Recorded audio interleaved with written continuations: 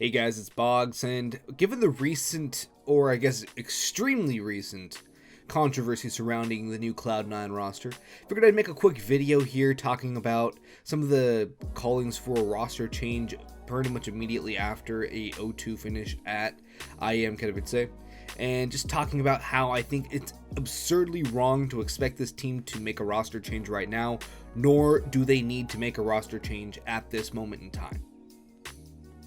I think the first thing, just without even mentioning the players' names, because I'll get into that in a second, you can see it on screen here, but I think their average player age, right here, I think that this little number right here, this pesky 20.7, is a big tale of why Cloud9 do not need to make a roster change.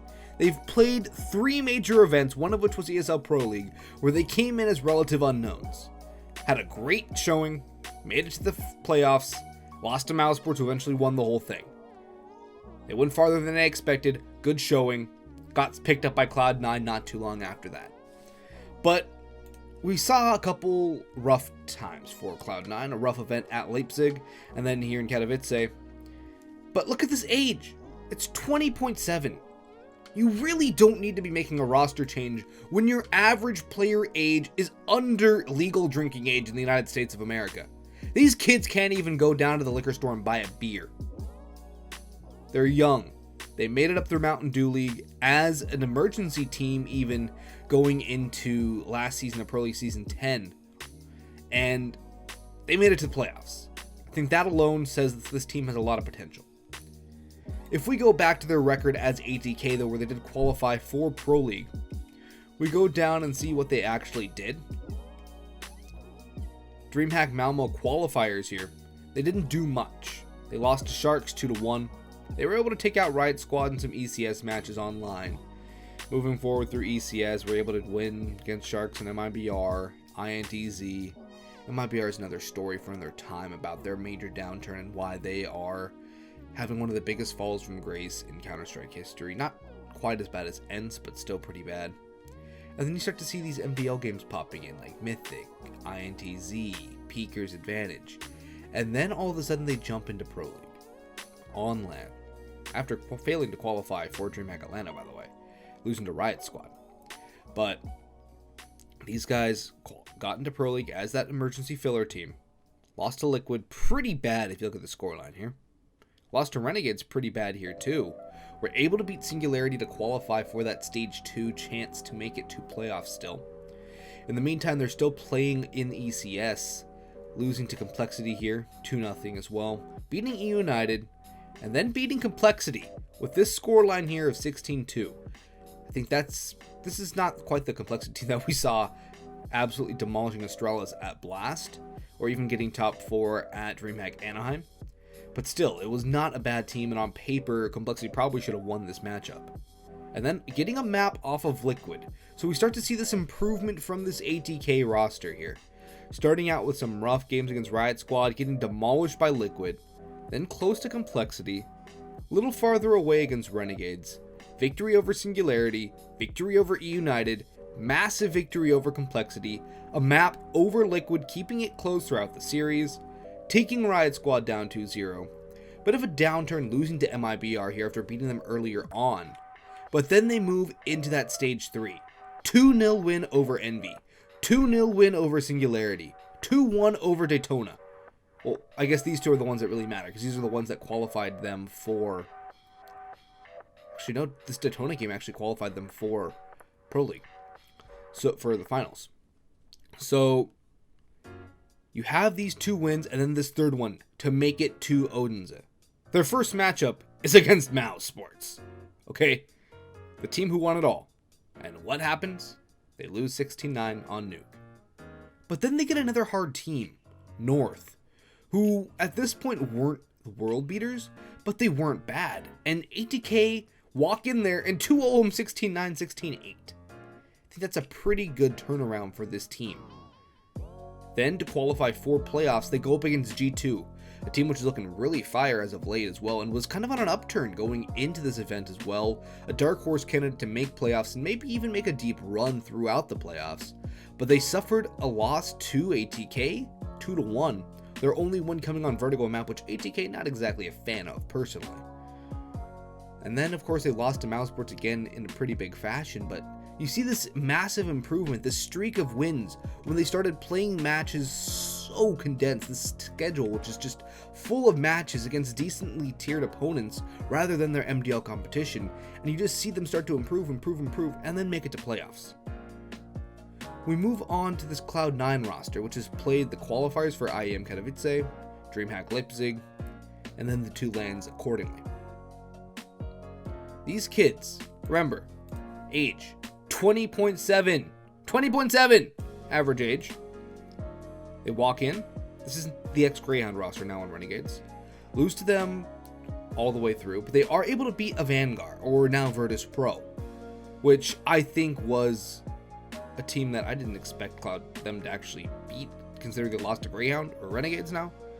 But that's another story. This team has not exactly played the best under the Virtus Pro logo, but they still were able to win a game. They did go out towards the bottom, not quite the worst, but they still were able to pick up a win.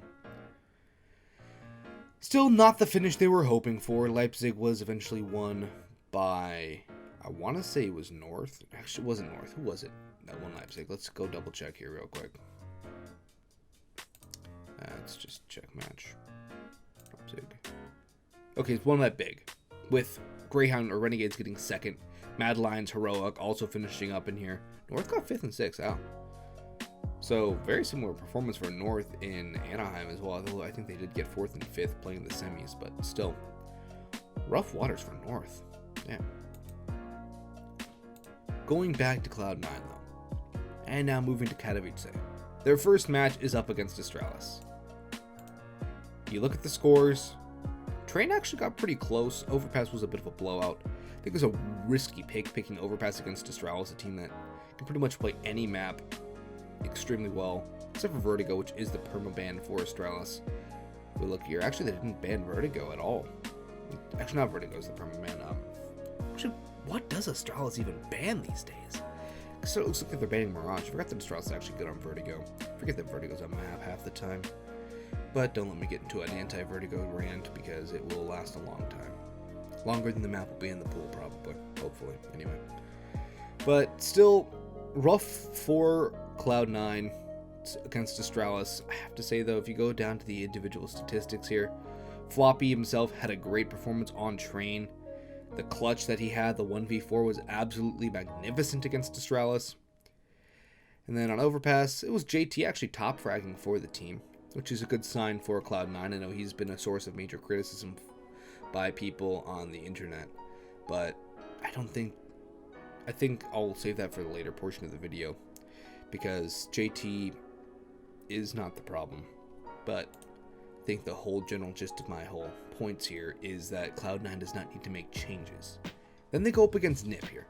This new NIP roster looks extremely strong. On paper, there is like no weaknesses here. Nock is so good to see him getting a shot at the top scene. He's been so good for so long, finally getting his chance to show what he is made of. Again, Floppy with the top frag. OC also fragging up with him. But still, rough waters. Overpass again, not doing really good work for Cloud9. But you know, it happens. It's your first major LAN event, besides Pro League Finals. They only got to play on stage once there. Here they're at Katowice. It is the home of Counter-Strike, some people call it. While Cologne may be the cathedral of Counter-Strike, Katowice is like that one tournament that you love to make. Like Cologne, Katowice. Those two events I think are on par with majors in a sense, as far as actual notoriety and that legacy factor goes. I think you have to rate Cologne and Katowice some of the biggest events in Counter-Strike in general. But NIP has been performing extremely strongly in their scrims. Teams are very scared to play them, and NIP honestly have a shot to be a very good team moving forward through Katowice. But just to say that these two performances are enough here to make a team make a roster change, especially a team as young as Cloud9, a team as inexperienced at the top level as Cloud9, I think that's preposterous.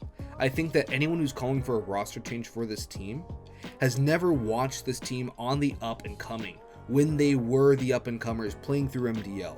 The potential that these players have, the synergy that it's taken for these players to grow. And to say that JT needs to get removed, I will refer you to a prime example of why you don't mess with the IGL. ENCE. Right there. 4 letters, 1 team. ENCE.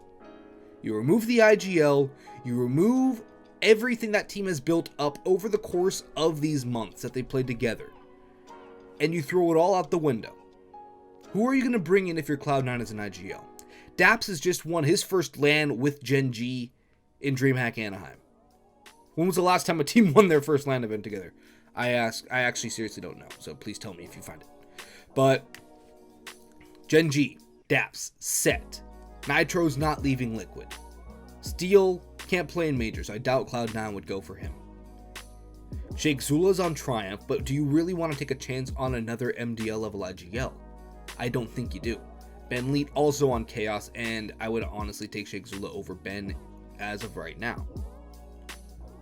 Then who else is there to pick up for an IGL? You're not going to get Stanislaw. He's loving life over on EG. So there is no real change to be made in the IGL position as it stands for Cloud9, even if they wanted to make a change. There's no real reason to make a change there. And then some other people may be thinking that Sonic needs to go because he's had a bit of a downturn, but if you look at his role change, he is no longer being put in that star player role. He's taken up more of a supporting role, helping out the guys like Floppy and OC, who have just turned up magnificently for Cloud9. So I don't think there needs to be a change. I think they need more experience at the top level. They need more time. They need more games against these top teams, and eventually they will start to get things together. You give them a couple more events, say 3 or 4 events, and things don't start to go their way, I'd say, yeah, okay, maybe it's time to make a change. But as it stands, they have a lot of potential. They have players that have so much room for growth. The average age, again, 20.7 years of age.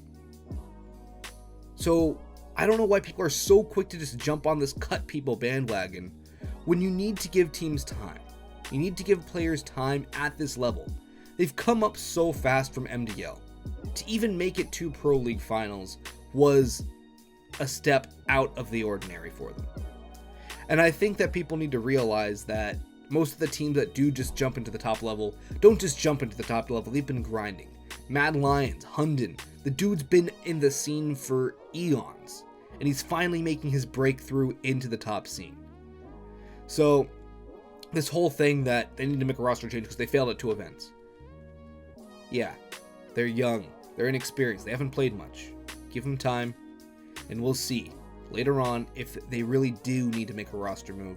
As it stands, I say keep your 5, keep on practicing, keep on working, play as many games as you can, get that experience, and get up to the level that you know you can be. We all know you can be, and prove everybody wrong, and show that potential that you showed at Pro League Finals, but take it farther. Thanks for listening to my rant, guys. It's been Boggs. Hope you enjoyed. Don't forget to leave a like, comment, subscribe if you like, and I hope to see you guys in the next video. Thanks for watching, and peace out.